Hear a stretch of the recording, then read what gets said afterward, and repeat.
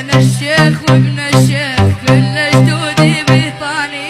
يا ليشا سونيا شا دواړه څه غواړئ؟ زه خو شاته کوم.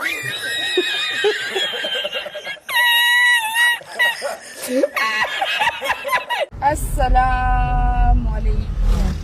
وعليكم السلام. يا مرحبا. عليشا کو بیا خو شاته کوم.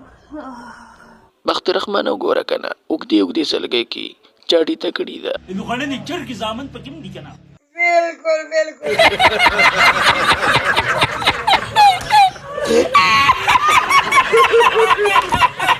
ماما 10 روپے را کرو. وزه کنه قسم داری په خدای کې پرتو نه وباسم. نږدې به ما ته ونه خودو. ها داسې وای نو تاله خوند راکو کنه. ما ته ډېر خوند راکوي. نو بیا خو ظالمې د شپې را چکر شه کنه.